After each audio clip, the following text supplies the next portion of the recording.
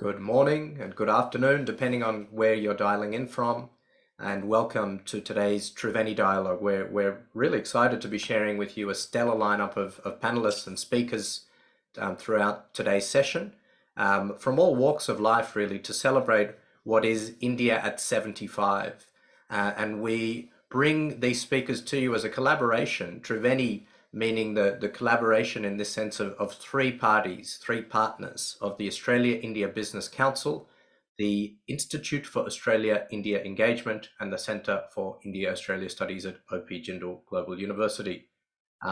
I don't intend to eat up too much of your time introducing the topics for today. I'll shortly hand it over to Dr. Ashutosh Mishra, who's the CEO of the Institute for Australia-India Engagement, to deliver the introductory remarks.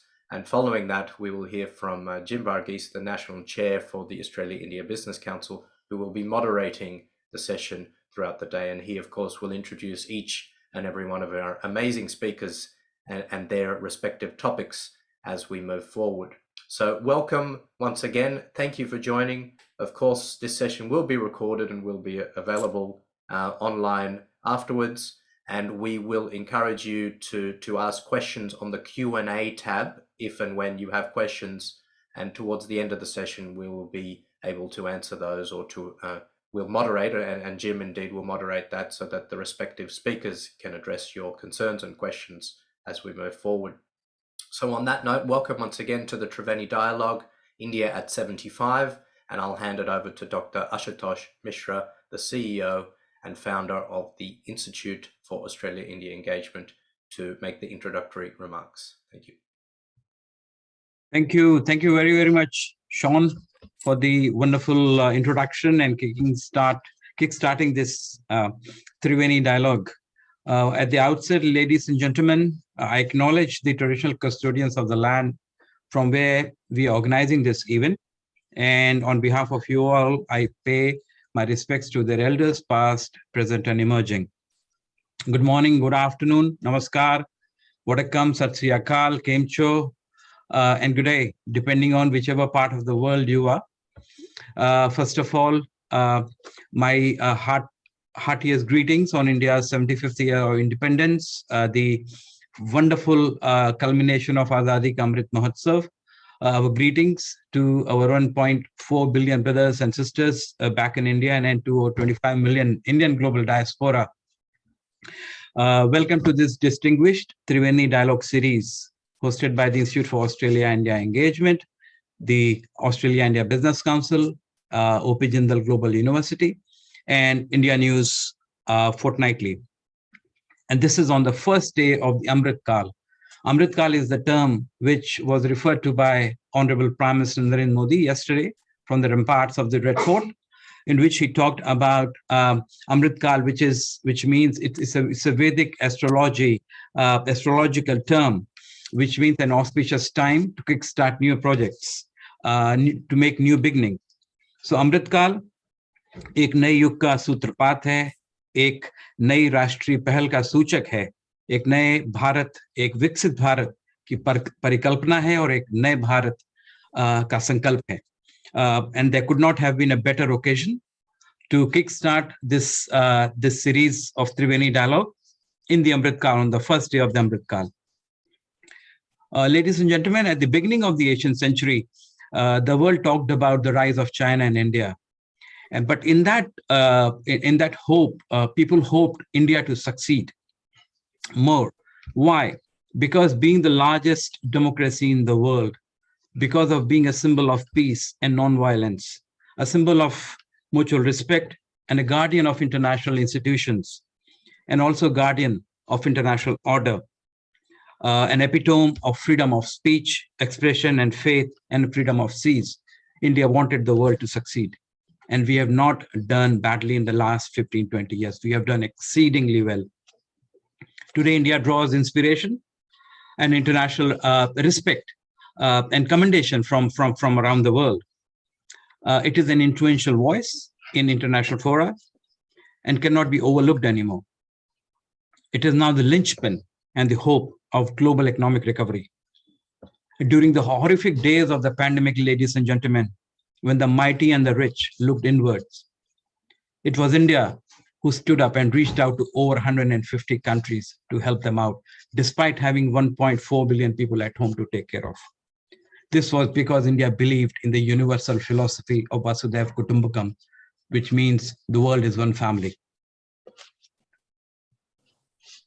Now, Indian entrepreneurs, athletes, thinkers, doctors, scientists, engineers, they shine at the international forum. And that is why over 25 million Indian global diaspora now also feel very proud, like the 1.4 billion people, about India and how they feel about India. But to know more about where India stands at the moment, what are India's challenges, and in various fields, especially in the field of defense, in the field of economy, in sports, in cinema, and foreign policy, we have got distinguished and very fascinating lineup of experts and practitioners today with us, ladies and gentlemen, who will be discussing some of these topics for us. But to steer the proceedings from here on, it is my profound pleasure to invite Mr. Jim Varghese, AM. Mr. Varghese is the National Chair of the Australia-India Business Council here in Australia and Director of the Springfield City Group. In January 22, he was also appointed the Chancellor of the Torrens University and Think Group.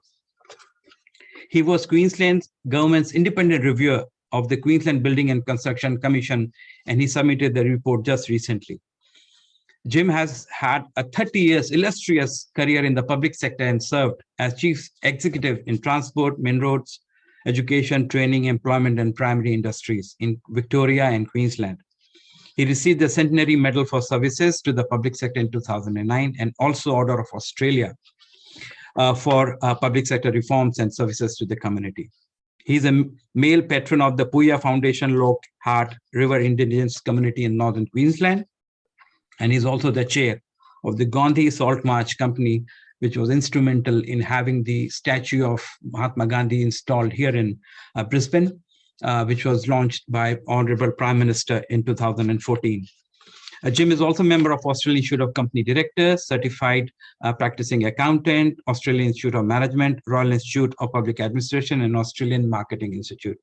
He holds a Bachelor of Arts in Contemporary Australian History and Bachelor of Divinity from the University of Queensland.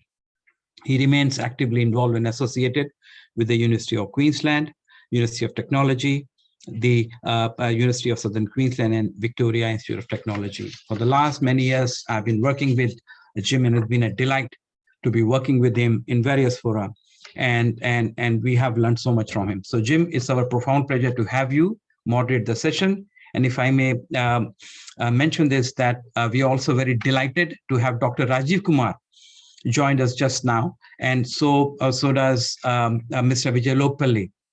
They both have joined, so I think we can follow the same order, Jim. And after your introductory remarks, we can have Dr. Rajiv Kumar kickstart the proceedings. Thank you all very, very much. Thank you very much for that very kind introduction, Ashutosh. And I'd also like to reinforce all the acknowledgements that you've made and the welcome you've made. And also want to congratulate Ashutosh for the really very talent she has in a range of areas. He's one of our very effective AIBC National Industry Chairs for Sports, and he's made quite an impact in that area. So let me begin today by giving a Independence Day message on behalf of the Australia-India Business Council. So yesterday, India marked 75 years of independence. India gained freedom from the British on August the 15th, 1947. As our Indian community celebrates the 75th independence, along with millions of friends of India throughout the world, it is time to reflect on the importance of this day, the history of India, and the sacrifice made by millions of people to obtain independence. The Indian flag, which is behind me here, reflects multicultural integration, harmony, and peace. India, with many multicultural communities, is an excellent example of unity in diversity. Over 700,000 people the fastest growing Indian diaspora will celebrate Indian independence today in Australia, and they have from yesterday onwards. This Indian diaspora will, with an average age of below 40, is contributing significantly in Australia's entrepreneurship in several industry sectors identified in the India Economic Strategy by the Honourable Peter Verghese and the Australian Economic Strategy by Ambassador Anil Wadhwa. The most significant advantage of the growing Indian diaspora is the high skill level of men and women, which is in driving their contribution to the economic growth of Australia in many fields, such as education, health, manufacturing, finance, agriculture, startups, and information and communication technologies. In line with the above bilateral strategies, the increasing people-to-people connection is providing further momentum to the cultural and economic relationship and bonding between India and Australia. India has been and will continue to be a significant partner in Australia's economic growth. The cultural and economic engagements with India have always been received with bipartisan support in Australia over the last decade. India is emerging as a strategic partner for Australia. Australian businesses at all levels now have an unrivaled opportunity to view India as a market to supply rather than just a consumption market. The recently signed Australia-India Economic Cooperation and Trade Agreement, otherwise known as ECTA, ECTA, enhances the partnership between Australia and India. It will generate trade in many sectors in the next few years.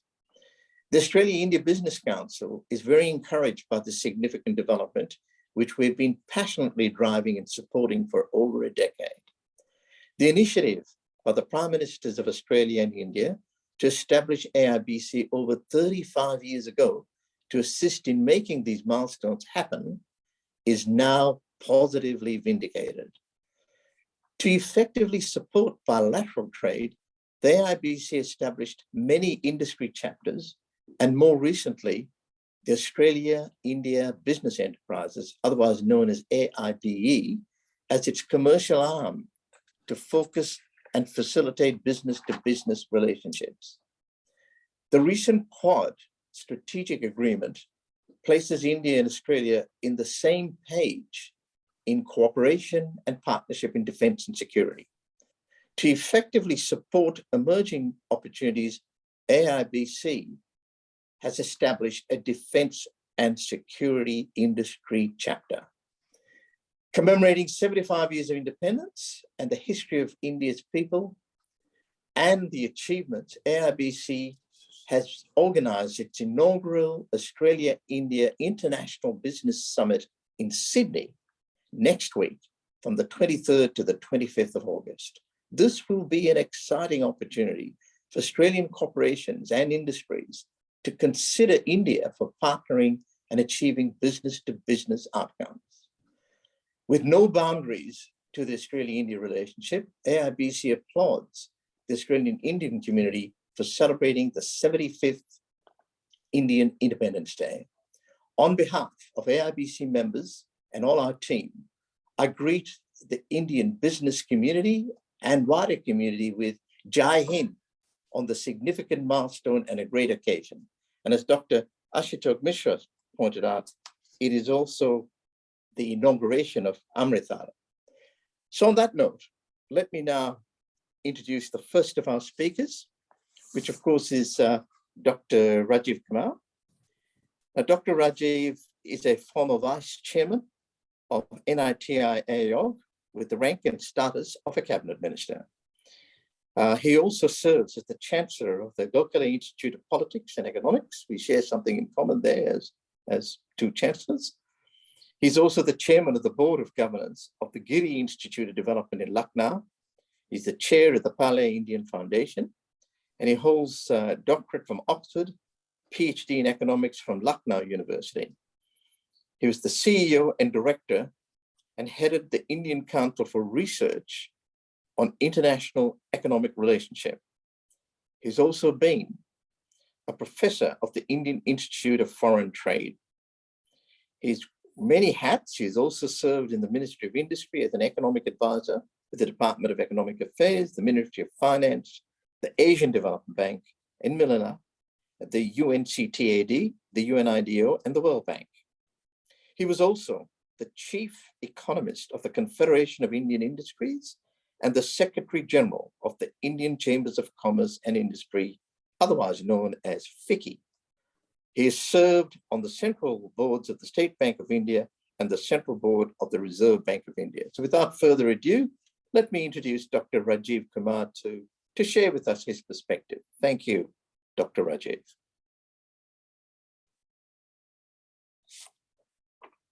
You just need to unmute. Thank you. Thank you very much, Mr. Jim Verghese. And thank you, Ashutosh, for inviting me to this event, to this conference, to the Triveni Dialogue for India at 75. And I suppose my good afternoon to everybody there on this day. And thanks indeed very much, Mr. Verghese, for that very generous introduction that you've given. And yes, we are. I greet you as a fellow chancellor, and I met another fellow chancellor very recently here in Delhi with a similar name, Mr. Peter Verghese, who was here in Delhi, and he and I go back a long time when he was the High Commissioner here, and I was heading ICRIA, and we actually, we did a lot of things together to promote and bolster India-Australia economic relations, and that took me to Canberra and Sydney and Perth.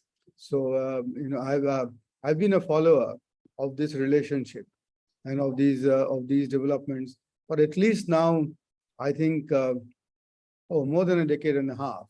So so therefore, and I've seen it prosper, I've seen it come of age, and I know that this has tremendous potential going forward.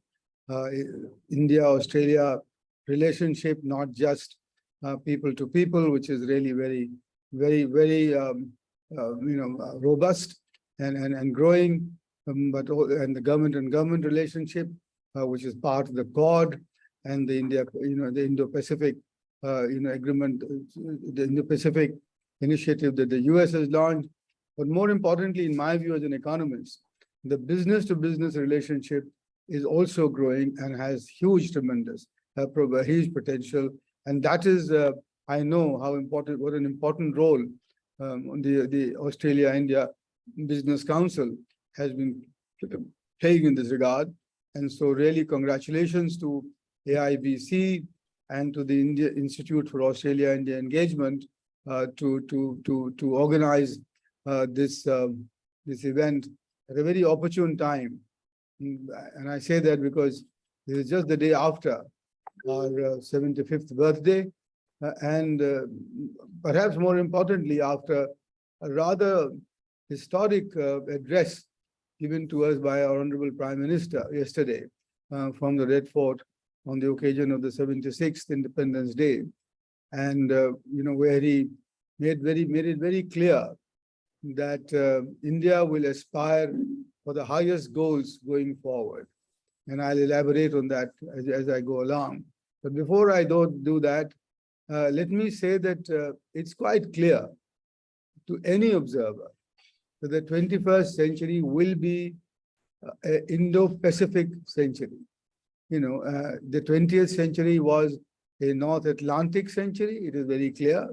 And that gravity, that center of gravity, economic gravity, and I dare say even the geo-economic and the geopolitical gravity will shift to the Indo-Pacific arena. And in that context, the relationship, the cooperation between India and Australia, Australia and Japan, the democracies of Asia, will play a very important role. I think it is up to us to create a vibrant, dynamic coalition of the democracies in Indo-Pacific. And then that can then, working together, carry forward the promise that democracies can deliver prosperities, democracies can deliver social justice, equality, and also protect our environment. These are the challenges that we face together, and I think it's important for us to intensify this relationship between our democracies so that we can learn from each other, we can work together, and we can fulfill the potential that each one of us has, because we have tremendous talent within this region. The human resources are of the highest quality, and I must say, once this synergy takes place in our talent, and then along with the talent, we have the natural resources, and we have the science and technology to make sure that we don't have a trade-off between growth and environment, because that's the biggest challenge that the world faces today, the planet faces today, and India is so deeply conscious. And I'm so glad to know that Australia is even perhaps more deeply conscious. I remember working, I think it's Andrew Forrester, who used to be with the iron ore mines and so on, and now he's shifted principally to renewable energy. And that sort of shift for prominent Australian businessmen, as in India, I think, signals that we are all completely very conscious of the fact that we have to grow and yet at the same time maintain and sustain our environment. India has this huge challenge, I say, which no other country has been able to achieve, except perhaps Australia, because of its large size and its population density, that you can quadruple or you can increase your incomes of your people's incomes, and at the same time bring down your energy intensity and save the environment. And that we in India, we know we can't afford to make this into a trade-off. Being growth and remaining green is what we have to aspire for, and we will achieve it. The Prime Minister is very clear on it, and he has given us very tough targets of 470 gigawatts of renewable energy by 2030. He's committed to net zero by 2070. And although we must increase our energy consumption by 4 to 5 times of what it is today to come even to the global average, we will do it while remaining green. Friends, ladies and gentlemen, yesterday the Prime Minister told us to have make 5 promises to ourselves. He sort of really challenged the Indian to make the 5 promises. And the 5 promises are: 1, a developed India by 2047. Second, removing our colonial mindset, because very often we seek certification, we seek some kind of a legitimization from our colonial masters for whatever we do. And he said that this is time that we develop our own benchmarks. And this is time that we develop our own standards on which to evaluate ourselves and give up any feeling of being beholden to anybody for whatever we achieve, because we will achieve for whatever we do for our own people. The third promise that he made was that we have to take pride in our roots. And I think this is so important for every society, because, and especially a society like in India with very deep, very long civilizational roots, as it were. And I think this is where we need to take pride in these roots, but at the same time make sure that these roots include all and everybody that we have in this country, because every possible tradition has contributed to our development and to our civilizational evolution. So we need to do that. We have to then, and the fourth promise that we have to make is to remain united. I'm sure all of us know that, are aware that India's diversity is greater than the entire Europe put together, from Moscow to London. We have our 29 states, our provinces. A large number of them have their own script, their own language, their own culture, their own literature, their religions. They are really nations in their own right. And all of them have come together and imbued with the idea of India. But the fact is that we have to continue to make efforts We have to strive continuously to make sure that this idea of India permeates every corner of India despite its diversity, and that we remain united as we go forward. And especially, he said, we can remain united if we take care for the equality for women in our country. And he was very emphatic on that.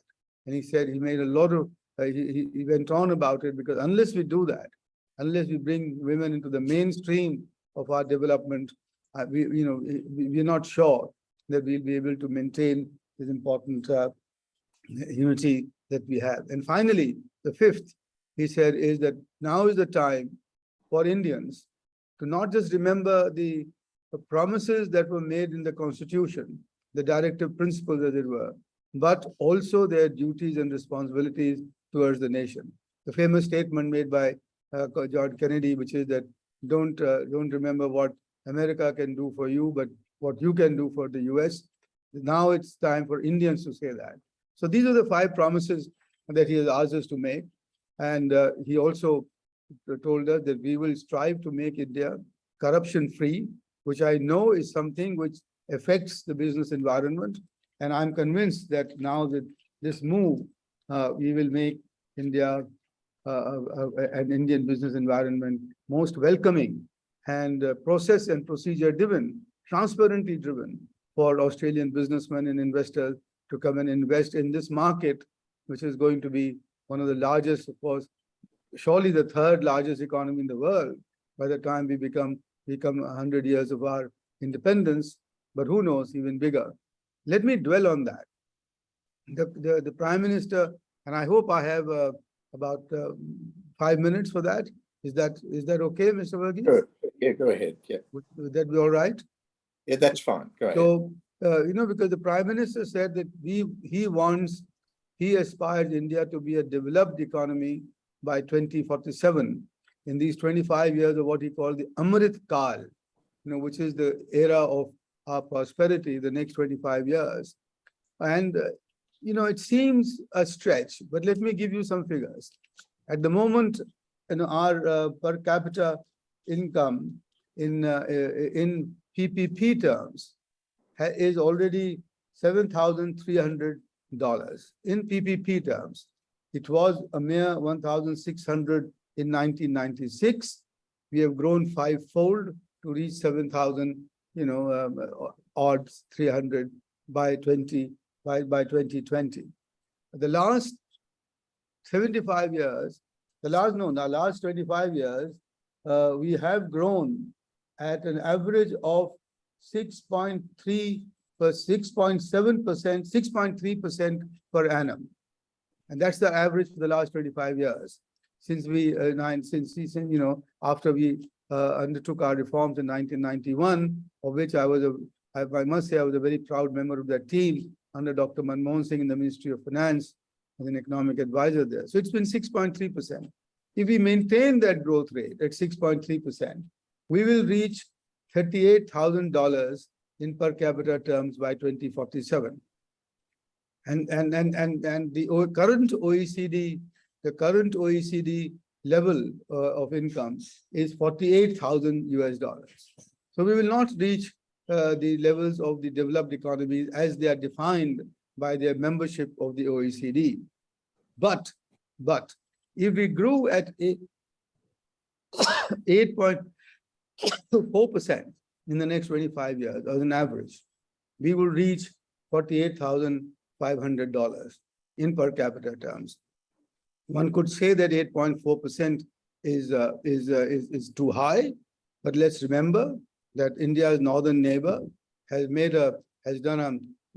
achieved what has never been achieved in history, which is China has achieved 9.5% for 4 decades between 1978 to 2018, and we ourselves achieved 8.5% between 2003 to 2007, which a period which spans 2 governments of NDA and the UPA. So it's a bipartisan achievement of 8.5% between 2003 to 2007, those 5 years. So 8.2%, which is what we need to come to the level of which OECD already is eminently feasible. we can and we must, and I think we will grow at 8.2, above 8% for the next 25 years. The foundations for this have been laid in the last 8 years. And I'm again, have had the privilege of participating in it. Deep-seated reforms, across the board reforms aimed to make much better the business environment, where we have jumped 70 places in the World Bank's doing business, ease of doing business, where states after states have been urged and prodded on by Niti Aayog to get into competitive federalism, to compete with each other, to improve their economic environment and to get on with it, as it were. So 8.2% is eminently doable, and we have to do it simply to meet what I have called in an earlier book called The Exploding Aspirations of India. And if we do that, if we reach nearly $50,000 in PPP terms, then our size of the economy will be larger than $60 trillion in 2047. That's the prospect for working in India. That's the prospect for investing in India. That's the allure of the Indian market as we go forward. Combined with our targets of improving higher education, with the implementation of our new education policy, national education policy, combined with our target of keeping investments high and opening all our sectors to foreign direct investment, I think India offers an opportunity which all of us have to seize. And I'm convinced that the Australia-India Business Council will become the platform, and the Institute of Australia's engagement with India will provide the ideas for the two countries to work together to make full use of these opportunities and ensure that India contributes what it can, along with Australia, to making the 21st century the Indo-Pacific century in the coming years. Thank you all very much. I wish you all the very best for the day's proceedings. And once more, it's been a privilege, and I look forward to interacting with you in the coming period, in the days and months ahead. Jai Hind. Thank you very much. And thank you for that very excellent address. You're muted. I can't hear you. Thank you. Oh, can you hear me now? Might have a technical issue. Check in. Can you hear me? Hello? Hello? Yes, we can hear you, Jim. Yes, I can. Yes, I can. You can. Okay.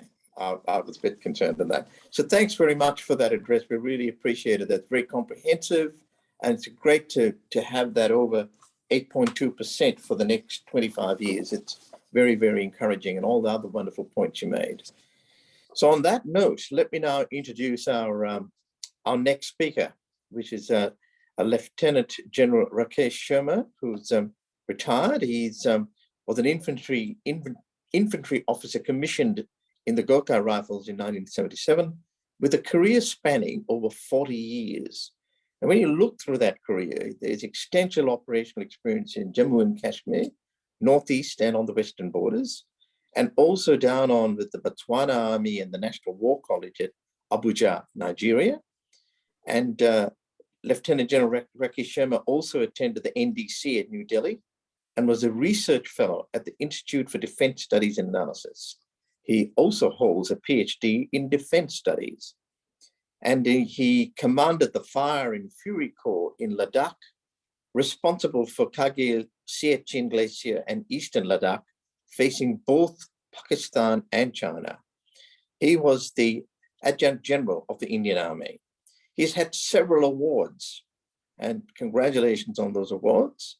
And he speaks regularly in academic and media discussions and writes for leading newspapers and military journals. He's also a member of the Executive Council of the Manohar Parrikar Institute for Defense Studies and Analyses and the think tank of the Ministry of Defense. So without further ado, can I invite Lieutenant General Rakesh Sharma to speak to us? Thank you. Thank you, Mr. Varghese, for these kind remarks that you have made. And good morning, good afternoon, and good evening, wherever it is due. Thank you, Dr. Ashutosh Mishra, for inviting me. Also to the Australia-India Business Council and the OP Jindal Global University for this fine discussion today morning. And I'm honored and privileged to be part of this discussion today. Actually, it's very difficult to speak after Dr. Rajiv has spoken such eloquently about India and how we are achieving here. Or what is the direction that we move ahead for the next 25 odd years. So Indian Armed Forces, as you are all aware, have had long and checkered relationship with the Australian Armed Forces, and right from World War I and Gallipoli, we fought together in the same trenches, and there are history written there that at the great campaign in the First World War, and subsequently, of course, we have come of age. We do exercises together. We started the Malabar exercise in 2020 as part of the Quad exercises, and of course, an OS index exercise subsequently. 4 or 5 editions have taken place. There are 2+2 strategic dialogues between Australia and India. We have very close and fond relationships with Australia for a very, very long time, and we hope to hone it better in times to come. And then, of course, there are track 2 dialogues, which also function as good and as well. So there is good scope and good future ahead for relationships between the armed forces of Australia and India in future. Having said that, the Indian Armed Forces, we are very highly professional, battle-hardened over 75 odd years that we are celebrating today. We are been through thick and thin. It's been a roller coaster ride for the armed forces. Right from 1947, we got independence and immediately got into a war in 47, 48, and subsequently the wars that followed thereafter. We have retained always a very secular outlook. We are a political force. And of course, the armed forces are very highly forward-looking organizations, accepting the change that is happening across the world in all and each and every sphere that is possible. There is it's essential to mention that Indian Armed Forces are also dependent largely on a strategic geography and strategic history that exists in India. We are aware that the strategic geography is tough. We have the toughest of terrains possible in the world anywhere, the highest of mountains, the highest of glaciers, reaching up to 22,000 odd feet high Siachen Glacier, where we are defending at all times. So it's a perpetual war out there. There are thick jungles, rainforest across the northeast. Of course, there are plains of Punjab and as hot as a desert can be in the Thar, which is in Rajasthan, and the areas of Kutch. So, as we say, we have the toughest of terrain, the toughest of environments. We also have inherited from the British toughest of the borders. Right from 47 onwards, we have had contested borders with China. We fought a war in 62, a skirmish in 67, and these last 10 odd years have not been very fine on relationships on the line of actual control that exists between China and India. On the Pakistani side, there is an issue of Jammu and Kashmir, and the Pakistanis have been needling and been on the a kind of proxy war that has continued over a long period of time. So there is a line of control with the Pakistan, and these are contested borders. They are hot, and there is also a proxy war being supported by Pakistan for a very long time in India. So there are compulsions under which the armed forces of India function, terrain, strategic geography, as also as how strategic history has brought us to this fore. We've had great successes in our times of the last 75 odd years. The victory of 1971 stands out. Bangladesh was made independent became an independent country in 1971. The war which happened with East Pakistan those days, and it's a 93 odd thousand prisoners of Pakistan were held with India, which was subsequently released after the Shimla Agreement was signed. So all through there have been issues here. We've also suffered from insurgencies which were sponsored from proxies outside India, but supported in various manners. So we have fought it, and I must at this juncture state that we have been strong adherents to human rights. We haven't used any aircraft, no helicopters, no artillery, no large caliber weapons at all. There is always a principle of minimum response and minimum action to be taken, and all in good faith. So our response to insurgencies which happened on the northeast or in J&K have also always been firmly embedded into a policy of retaining relationships across with the people. For us, the people are the center of gravity, and we actually work to that end to maintain the best of relationship and provide as much of support as possible. In the same odd 75 years, we have also done exceedingly well in international fora. We ran exercises with a large number of countries. We have supported the Maldives once when they had a attempted coup. We have also gone in for support of Sri Lanka and IPKF in the 80s, Indian peacekeeping force across in Sri Lanka. And we have been supporting the United Nations mission. Even now, at one time, we used to have about 10,000 odd troops in United Nations in all missions, from Democratic Republic of Congo to Lebanon to Sudan to Somalia, and all the toughest of hotspots. Indians have never shucked responsibility and gone across to discharge their duties across in this frontier. So having said that, we are a force which is, as I said, solidly battle hardened, have seen bullets flying in anger around us, and we have retained our professionalism to that manner. We remained ourselves totally apolitical in that in this issue. However, the warfare itself is changing tremendously in the world as we see the current wars going on across there. Our adversaries are not changing. The terrain, that's the geography is not changing, but the kind of warfare that is being pursued is changing, which requires armed forces to become forward-looking organizations, to look into how future will unfold, especially for the armed forces as time passes across here. So I would like to state here that we cannot rest on our past laurels. The armed forces have to be future ready. And if you take the challenge that the Honorable Prime Minister said in the ramparts of Red Fort yesterday, as rightly pointed out by Dr. Rajiv previously, we have 25 years to come up to that kind of modernity or modern warfare, which the Prime Minister has been referring repeatedly at various fora, that the armed forces must plan modern warfare and get a future force ready. So the need for the hour for us is to get prepared for the future and convert the military into a future force, and then prepare for an information era. Also, there is an ongoing gray zone warfare, which is on the high seas. We have a large maritime frontier, also on the in the hinterland. So there is a conflictual scenario that exists, and it seems to persist itself for some time in times to come also. So we have to take some very bold decisions. Some have been taken, and some transformational changes have been initiated. We need to move ahead into this direction. And I like to state 2-3 points very essentially. Firstly, there has been a very strong doctrinal shift in the course of last one decade, or I would like to say last 7 to 8 years, when terrorists struck us 2-3 times in larger actions being carried out in the northeast of India or in the Jammu and Kashmir.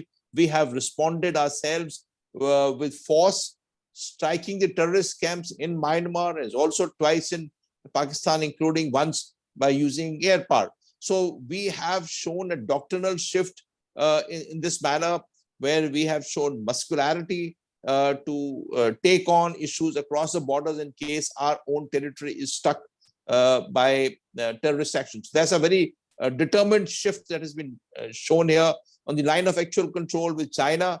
The PLA having attempted to advance into Bhutanese territory on Dolam Plateau, thereby threatening us in 2017, and subsequently in 2019, when the PLA, that's the People's Liberation Army, unilaterally trying in Ladakh, they were stopped. There was a bloody battle in Galwan, which the world knows about, in which both sides lost their soldiers, but for the first time in half a century.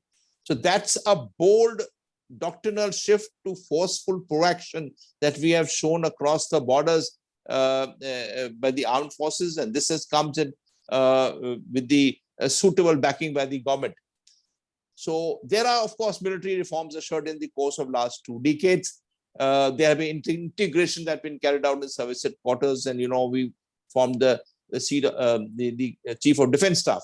So that all became a game changer towards getting ourselves propelled towards the next warfare. So sensitive to these demands of the new age warfare, which is actually in matters of gray zone warfare, it is continuing even as it's today, and it likely to continue in times to come.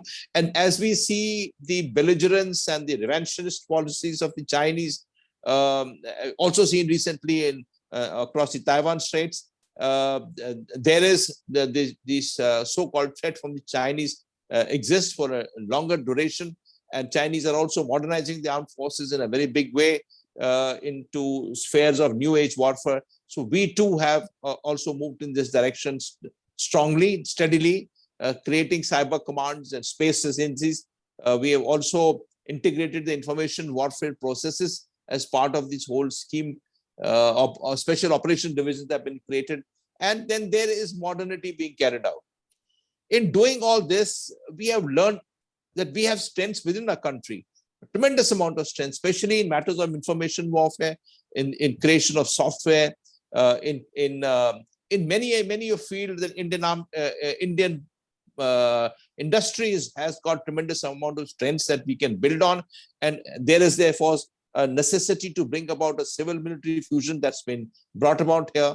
So we have now, of course, learned that you just cannot survive as a nation by total reliance on imports from outside. So we've worked to get self-reliant. And as a government of policies in times to come, we have gone into issues of, reducing the dependence from foreign arms and equipment.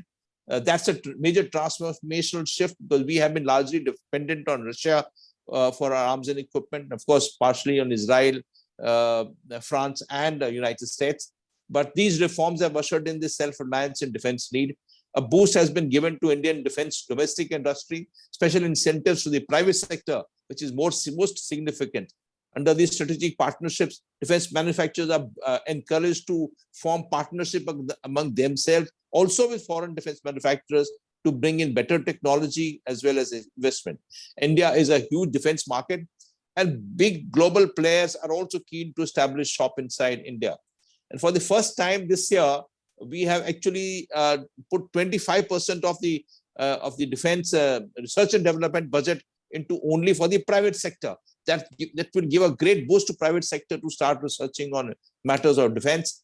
Several advanced countries follow this model, and we are sure that it will pay good dividends in times to come. We have also created in the course of last couple of years negative import lists, or what we call Atmanirbhar Bharat, and positive Atmanirbhar lists, listing over 300 odd defense components which we are assured can be built in India, provided by Indian industry, private and public sector, and also by the medium and the small and the micro enterprises, small micro enterprises. So 300 list has been promulgated, which we will convert into Indian production, which make a tremendous amount of shift into our armed forces.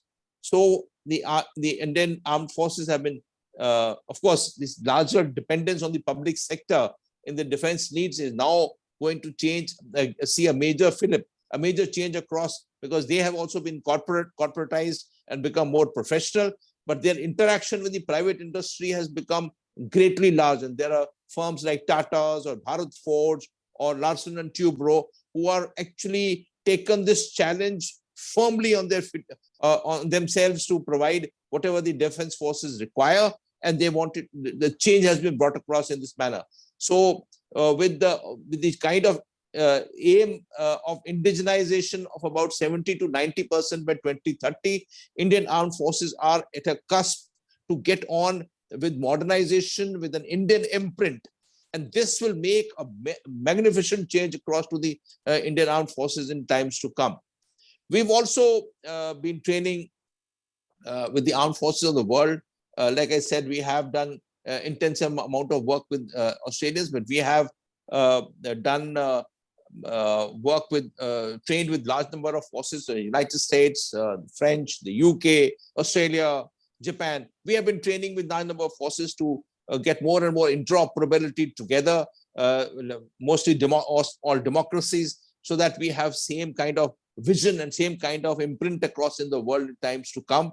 So I would say that we have got a future lined up for us ourselves, a future which is firm, which understands that the challenges that we exist on our borders and in the Indo-Pacific region and also on the maritime frontier are not going to go away in a jiffy, and that we have our challenges of socio-economic growth of the country. We have great future ahead, as Dr. Rajiv has pointed out, but that apart, because of the balance, we have to maintain a balance between socio-economic requirements, the growth of the economy, and of course the defense requirement.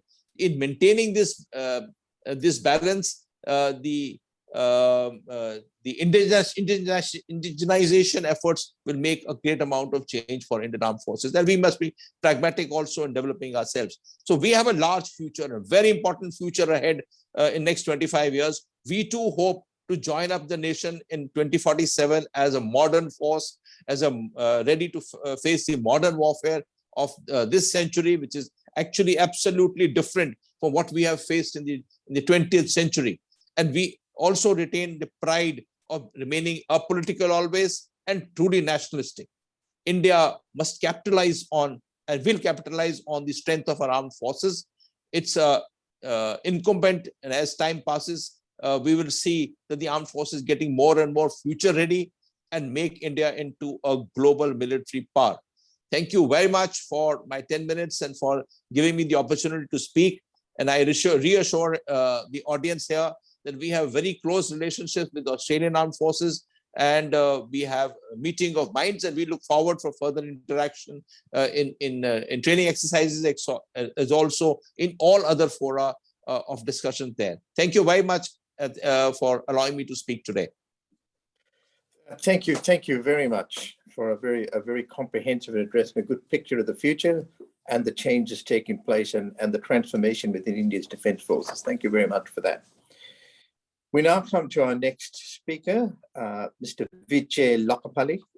Now, he is a renowned Indian sports journalist and author. He began his career with the Patriot newspaper and then has been working with the Hindu and Sports Star since 1986. His initial writings impressed former cricketer legend Bishan Singh Bedi, which further encouraged him to cover sports. He's one of India's most respected writers on cricket and most well-known sports journalist of India. So these are some of his 5 books: The Virender Sehwag Story, Driven, The Virat Kohli Story, World Cup Warriors, The Boys in Blue in 2019, Speed Merchants, The Story of Indian Pace Bowling from 1886 to 2019, and finally The Hitman, The Rohit Sharma Story, which is in 2020. So over to you, Mr. Vijay Lokapalli.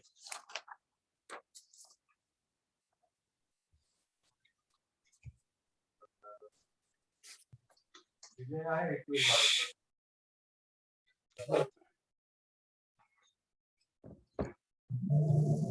think he's having some difficulties. Having some difficulty? Yeah, he's there. Yeah. Okay. He's there. All Okay, all welcome good. back.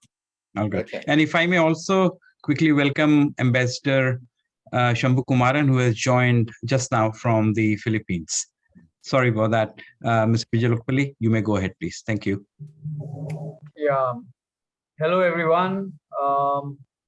You'll have to bear with some drilling sound because I'm traveling. I'm not at home. I'm in Mumbai, and I've not been able to stop them from doing the drilling work. So it was a great day yesterday. 75 years of celebrating India's independence, and my job, as Dr. Mishra has assigned, is to speak about India's progress in the game which it loves the most, that is cricket. In fact, we were initially told that cricket is an English game, but I thought Dr. Ramchandra Guha was right when he told the world that it's very much an Indian game, because now, if you look at it, India has come to dominate world cricket. India started off on a great note in 1932 II when Mohammad Nisar bowled a great spell, and it was kind of a precursor to India's progress, slow but steady. And today it is a force to reckon with in every format, be it Test cricket, ODI cricket, or T20 cricket. And it all comes credit to the fantastic structure developed over the years by the Board of Control for Cricket in India. It is not only the richest board, it has a fantastic vision. And if you look at the kind of cricket India has played in the last 2 decades, beginning with, I would say you can divide 75 years of Indian cricket in two parts. Before Sachin Tendulkar and after Sachin Tendulkar. Because before Tendulkar, cricket was very different. There wasn't much of ODI cricket, even though the turning point of India's cricket was the 1983 World Cup, which again I would say came from that one epic innings at Tunbridge Wells by Kapil when he made 175 not out. That innings changed the face of Indian cricket, gave the Indian team the confidence it needed to dominate the rest of the world, and especially in a sport where it was not known to be a great side. But India's 75 years of cricket is marked by some epic victories. Recently, in recent times, you would remember after being skittled out at Adelaide, Ajinkya Rahane led the Indian revival, I would say, and India went on to win a fantastic series in Australia. That was something which made every Indian cricket fan proud. But here I would like to share the fact that the way India's domestic cricket structure has developed over the years is the key reason. Today, I think it is the most competitive in the world. Cricket in India is played at some fabulous cricket grounds where the infrastructure, the facilities provided are amazing, and they can compete with the best, with the rest of the world. I remember going to South Africa in 1992 and discovering stadiums which I had never come across in India, dressing rooms which were not known to us, only except of course if you were a cricketer and you were traveling to England and Australia in the previous years. But that was a revelation, and today I'm proud to say that India has probably some of the finest cricket venues of the world. There is the Prime Minister Narendra Modi Stadium in Ahmedabad, which can accommodate 1 lakh, that is 100,000 spectators. Imagine, after the Eden Gardens, which used to accommodate almost 90,000 spectators for a test match.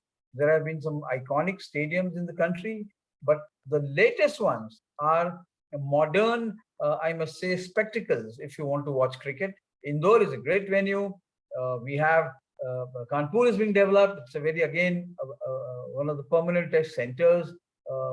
The Ranchi Cricket Stadium is fabulous again, and the one at Pune was again is rated very high. So, like I said, cricket has been the main, what should I say, the main concern of the BCCI, and all these facilities are also available for the junior cricketer, which I think no other country in the world provides, where the junior cricketers are given excellent accommodation. They are given excellent cricket structure where they play matches on competitive pitches, and also they are taken care of. They are well paid. All the money is put in the name in the bank. When they become 18-year-old, it goes to them. BCCI is the only cricket body in the world which provides pension to its retired players. It also takes care of a fantastic match fee structure for those who are playing. So if you are a cricketer and you're a performing cricketer, I think you can have a beautiful life. And that's one reason why today youngsters are flocking to play cricket. Academies have sprung everywhere, and it has also given, it is because of the cricket structure that we have a gentleman called Praveen Ambre who is now doing personal coaching. So again, that comes because the cricket is so sought after. He's the only coach in India, the first ever to give one-on-one coaching to batsmen, and it has worked wonderfully well. We have had Ajinkya Rahane is one of his trainees. So all this can happen only and only if you have a very progressive cricket structure. And also, please remember the Indian Premier League. It is a great property, amazing the returns for media rights which BCCI earned, 45,000 crore. It is a great amount. IPL has helped BCCI develop, not just develop the infrastructure, take care of a beautiful life for every player. And in return, the players have also performed. They are consistently winning matches at home and overseas. And the recent performances in England should augur well for the World Cup next year, and also the T20 World Cup later this year in Australia, which to me is the best place to conduct cricket after England. England has a great structure, has a great culture for cricket, but Australia provides you the most competitive pitches and excellent infrastructure. So 75 years of Indian cricket is marked by the fact that every youngster in India wants to play cricket. So to me, that is the biggest takeaway. If you look at it, in the past few years, the hard work of BCCI has paid very well.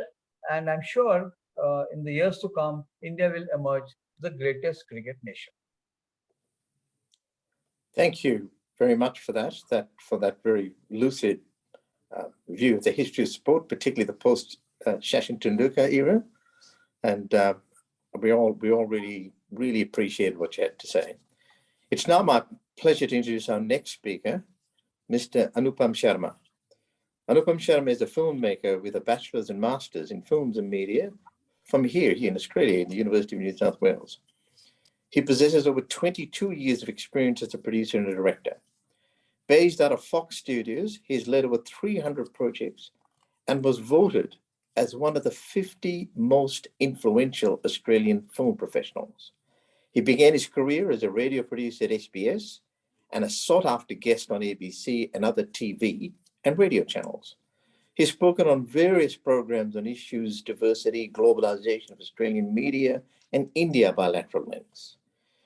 Mr. Sharma was also nominated as the Australia Day Ambassador for work done between Australia and India in the fields of art and media. Without further ado, let me hand over to Mr. Anupam Sharma. Thanks, Jim. Esteemed guests, thank you, Ashutosh, for including us and for this amazing panel discussion, which is looking to be very popular going by the people who are attending. It is a delight and an honor to speak, especially about films on this momentous occasion as we cross 75 years of independence. It is also timely for me as I am 2 weeks away from Picture Lock on Brand Bollywood, one of the first of its kind feature film for non-Indian audience, which looks at Bollywoodization and globalization of Indian cinema, which will later be released to mark the 75 years of independence. To quote Anupam Kher, who was one of the guests along with many others in this film, Indian cinema is one of the few cinemas in the world which does not celebrate misery, it celebrates life, just like Indians do. And Australia-India links, which I'm particularly interested in, especially the film links, are one of the oldest in the world since 1934, when a blue-eyed blonde from Perth in Australia went to India and became the first superwoman sequel in the film world around the world. And she was known, of course, as Fearless Nadia or Hunterwali. Since then, films have been a key to Australia-India discussions, particularly when it comes to trade, tourism, and overseas students. Whether it was 1971, when Australia signed its aviation MOU with India and Qantas started its flight, they looked upon at Indian cinema to promote them. And we have the famous scene of Amitabh Bachchan in Majboor, with the first ever known reference to Qantas in Indian cinema, where Qantas was a poster of hop, skip, and jump at the back, not something you would blink and go away, but it actually existed to promote Australia-India film flights. Later on, of course, in '98, Feroz Khan discovered Australia, and then it has been an amazing ride, where films have been used very successfully by tourism body, by education institutes.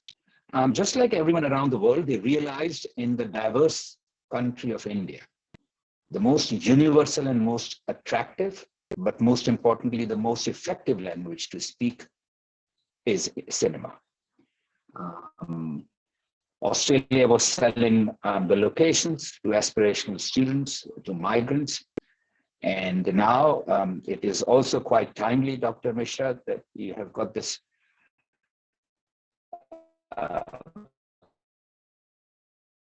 web seminar co-production treaty between Australia and India.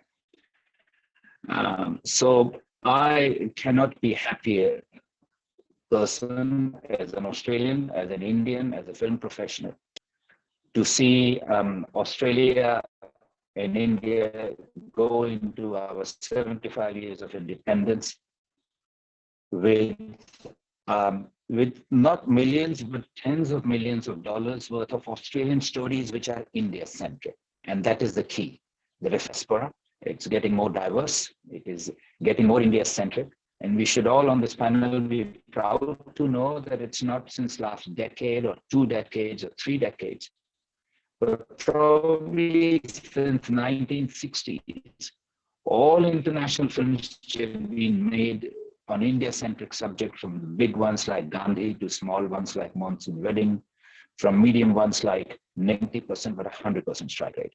And governments around the world, particularly in trade and tourism, have used the effective and attractive language of cinema to target the growing middle class population and to target 1.4 billion consumers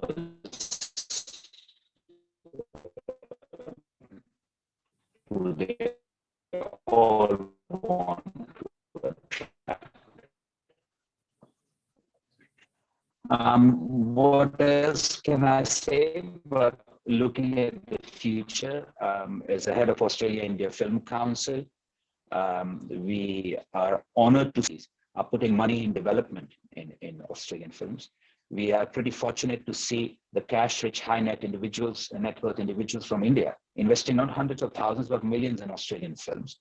And that is the foundation, and that is the economic, the creative, the collaborative web which is being cast between Australia and India. A strong foundation for Australians of all background and Indians of all background to indulge in more Australia-India stories, because every frame they work upon, every message they send through these films is watched by billions around the world. And we cannot have a more effective and an attractive way to promote Australia-India trade links.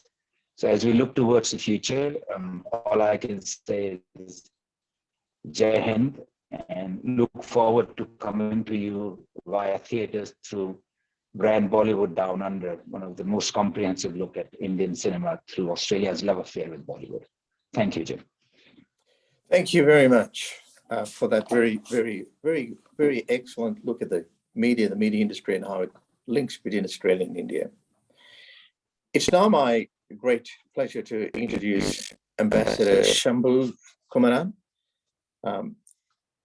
Ambassador is part of that 1995 batch of the Indian Foreign Service diplomats. He currently serves as the Ambassador of India to the Philippines, the Republic of Palau, and the Federated States of Micronesia. He was the Ambassador of India to the Kingdom of Morocco from June 2019 to July 2020. He's been posted in Frankfurt and Berlin as the political counselor in Kathmandu and as the Deputy High Commissioner to South Africa. He was also Deputy Secretary, Western Europe Division in MEA, handling United Kingdom, Germany, Spain, and Commonwealth relations from 2002 to 2004. From 2012 to 2016, he was the Director, East Asia, China, Joint Secretary Establishment, and Joint Secretary Eurasia in MEA. From January 2016 to May 2019, he was on a deputation as the Joint Secretary to the Ministry of Defense. What a really broad-ranging career. He holds a bachelor's degree in English literature from Kerala University, good place to get an English literature degree, an MA in international studies, and a Master of Philosophy in Diplomatic Studies from Jawaharlal Nehru, New Delhi. So with further ado, can I hand over to Ambassador? If I may, Jim, quickly add, Shambhu is also a cricket tragic like us all. And we were contemporaries in Jawaharlal Nehru University. We were part of the same team, the School of International Studies. And actually, we played a match against School of Social Sciences, Shambhu, if you may remember. And all the bigwigs of the team were out. And it was Shambhu and I who steered our school to victory. And that was something we still remember. Congratulations. What a great story. Well, thank you very much. It's wonderful to see you, Ashutosh. Let me start by conveying my greetings to everybody at the Institute for Australia in India Engagement. Thank you very much, Mr. Jim Verghese. Thank you for that introduction and the lovely bow tie that you're wearing. Very impressive there as well.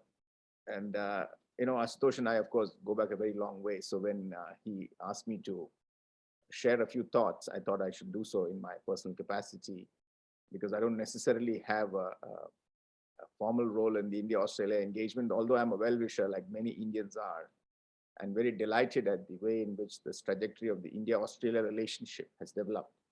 And I was in the Ministry of Defense for a few years before I left on my current series of postings. And I can say one of the most priority relationships for us in defense was with Australia. And I recall that we were able to send out our Air Force for the first time to take part in pitch black and do a lot of very, very advanced naval exercises. And it was obviously that relationship has continued to strengthen. And I would say that the Australia relationship is today one of the most positive, dynamic, and substantive relationships that we have in India. So I'm very happy to be able to share some thoughts on this conference, which is somewhat looking at India at 75, taking stock perhaps, but also looking a bit at the future. So I thought I'd kind of try and maybe highlight 3 areas in which there's been a fundamental transformation in the way in which India's foreign policy is structured. And these 3 pillars that I'm looking at are essentially India's role as a leading power, India's relationship to the whole question of power, in a sense, if you will, in international relations. Secondly, India's emerging economic and technological integration with the globe. And thirdly, I would submit for your consideration that India is also very strongly emphasizing its civilizational aspect in foreign policy. So in these three verticals, I'd like to just perhaps go a little into these 3 verticals and start by saying that as far as India's relationship with the idea of global power is concerned, as you know, for a very long time, we pursued a policy that was largely an attempt to steer clear of great power rivalries. But if you notice the trajectory in recent years, we acknowledge the fact that as a leading power in the world, and definitely in our own region and in Asia, we have a role to also shape the global debate and be an active participant in that.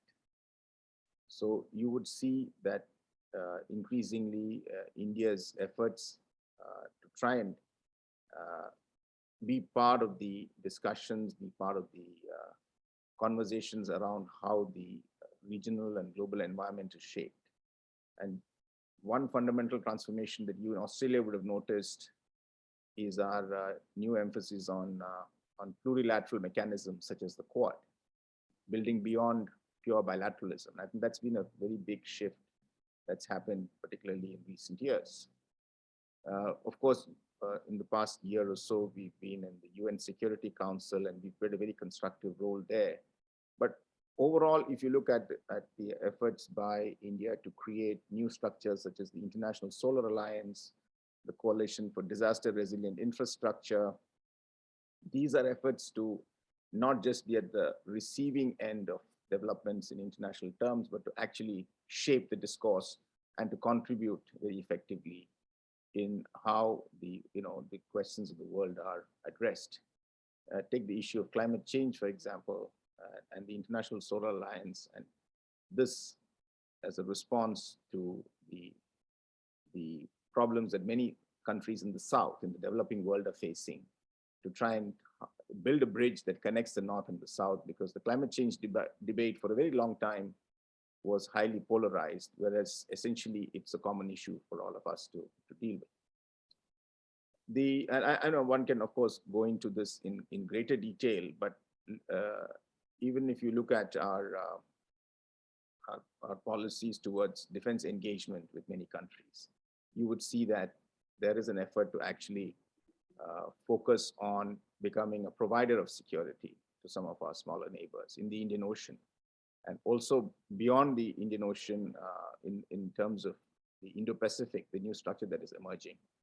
You find that there is a very active effort to expand our footprint, to build our partnerships.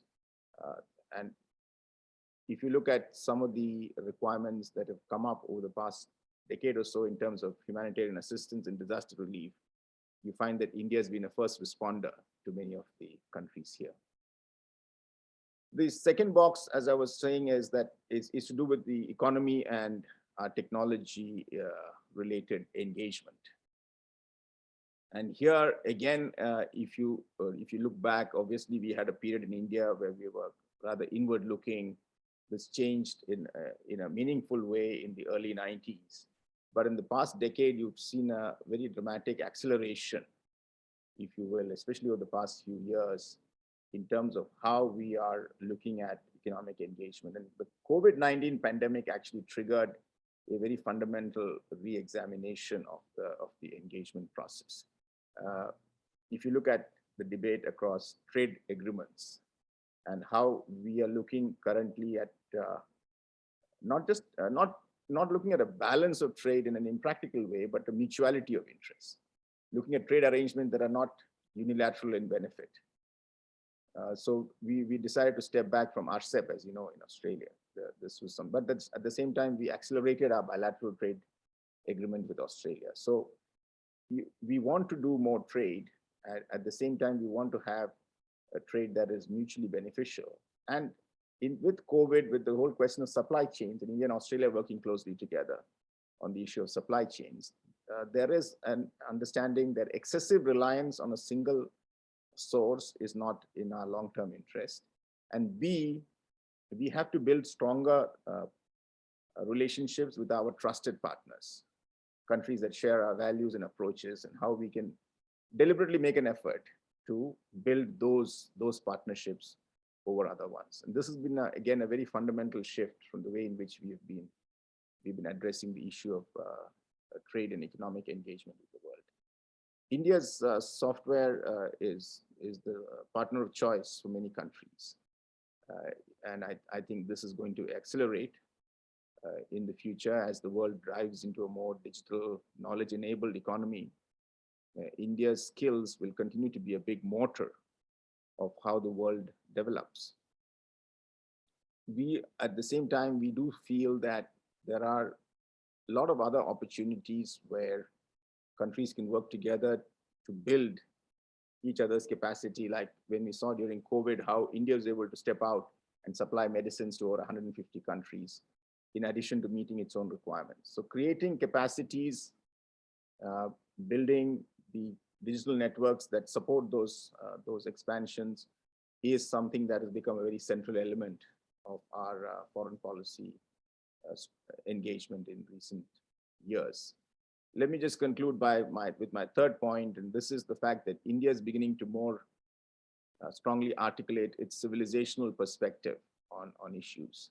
And I'd like to submit that this goes into issues such as, let's say, the idea of democracy itself, because in India, we are of course inheritors to the whole European concept of constitutionalism and enlightenment, etc. But I would think that our concept of democracy goes deeper and is more nuanced from India's old experience with the panchayat, and more importantly, the whole spirit of Janhit, when people, when every ruler had to meet the test of whether his policies met the public, the welfare of the public were addressed by it. And even beyond just pure welfare, when we talk in terms of Sarvajana Hitaya, Sarvajana Sukhaya sort of concept, where we go beyond into saying, here, are we able to create policies that address the needs of everyone in a very effective way? Take the issue of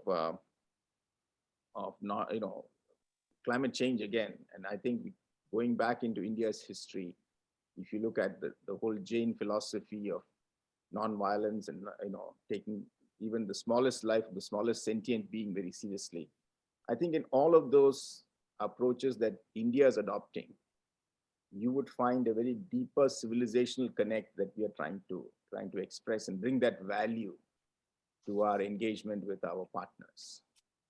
And you can see it in the whole concept that we have been talking about in terms of yoga, Ayurveda, and all of the whole wellness concept that has become very prominent during COVID. So I would say that these are the three sort of, key points of engagement that are really driving the foreign policy of India ahead.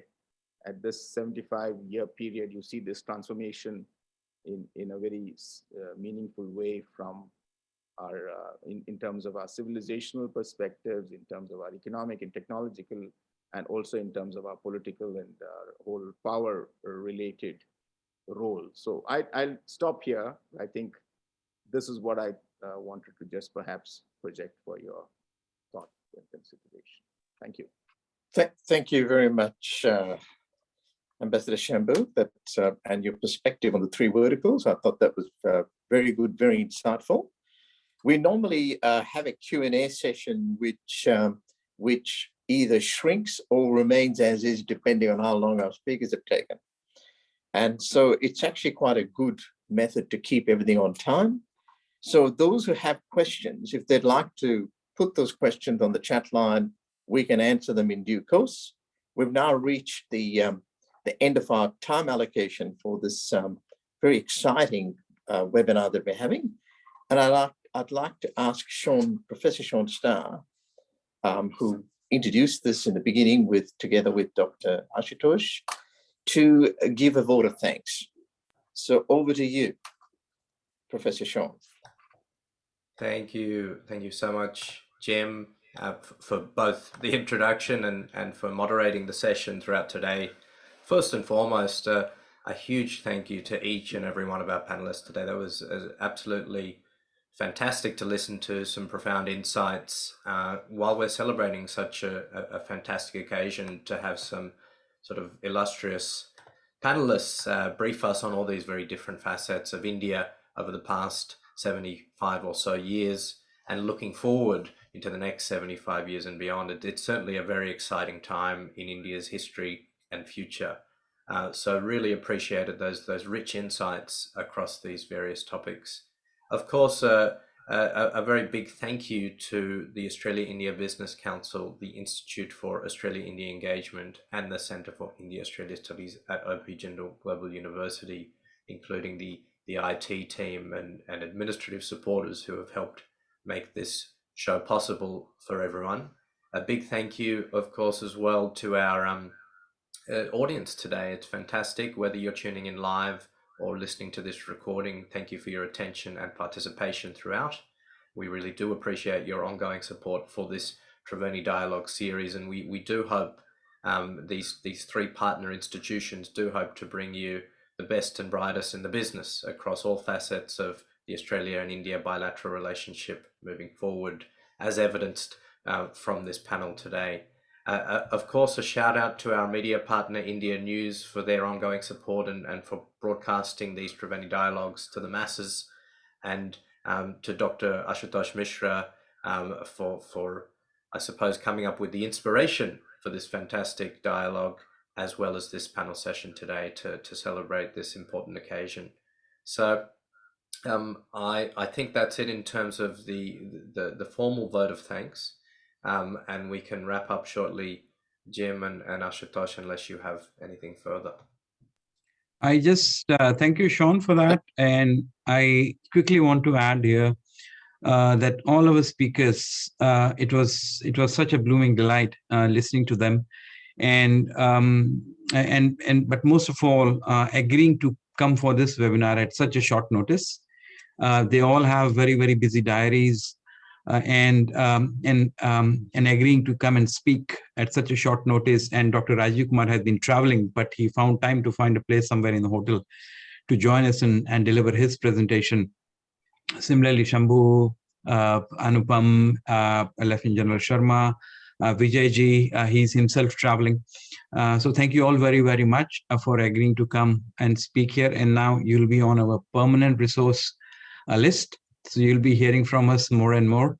And hopefully see you all very soon in the near future in Australia.